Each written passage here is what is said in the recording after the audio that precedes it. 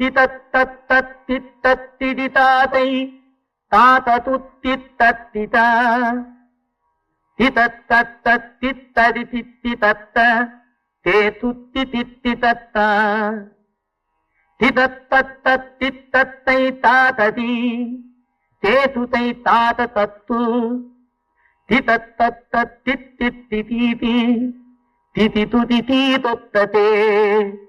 அறிவுரை அறிவுரை உணர்ந்தே. ஐயன், எனது வேண்டுகோள் ஒன்று.